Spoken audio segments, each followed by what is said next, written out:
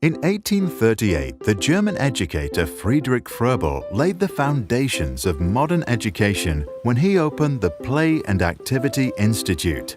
Froebel soon called his institute a kindergarten, reflecting his belief that young children should be nurtured and nourished like plants in a garden. Froebel, who studied under the Swiss educator Johann Pestalozzi, established the idea that games and playing are typical and essential forms of life. Activities in the kindergarten included singing, dancing, gardening, and self-directed play. Quality time spent like this was a considerable improvement to the life of many children, given that the alternative was often to help parents with work. He also introduced the concept of freie Arbeit, which can be translated into free work. During set periods of time, children were allowed to work on things by themselves. Where many adults saw pointless play, Froebel saw important learning taking place. While practicing their concentration skills and resilience, the children also learned about engineering, logic, and physics. To help facilitate this process, he developed a set of educational toys known as Froebel Gifts. The set contained 20 objects, such as balls, blocks, and sticks.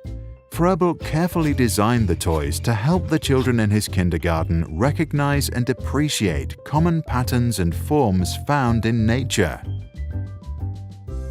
His innovative ideas soon found appeal, and many young educators came to learn from Froebel and to see the immense potential displayed by children at his institute. Later, many of Froebel's students opened their own kindergarten, and Germany experienced a rapid growth in the numbers of early childhood centers. Then, something bad happened.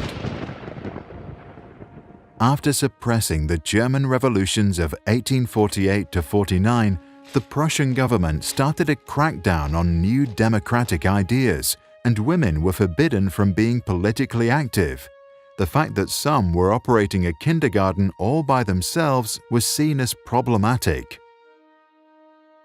And so it didn't take long for the government to label Froebel's kindergarten ideas as dangerous to both the state and church.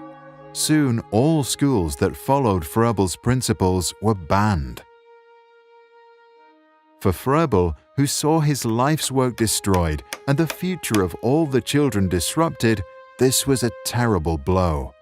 He died in dismay just a year later.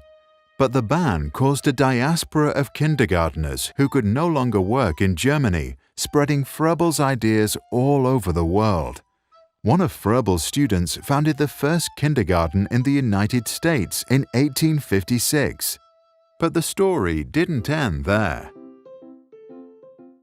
Exactly 20 years later, a young woman named Anna Lloyd-Jones stumbled upon a set of Froebel's gifts at a visit to the first World's Fair in the United States. Anna, a teacher by training, was so excited by the wooden toys that she bought a set for her 9-year-old son. Little Frank loved the toys his mother brought home and began building all kinds of geometrical structures, first with the wooden toys, later in miniatures and with other materials.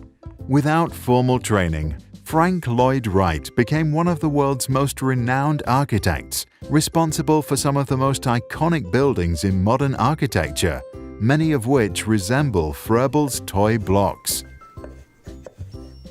Germany lifted its ban on kindergartens in 1860, realizing that it was a terrible mistake.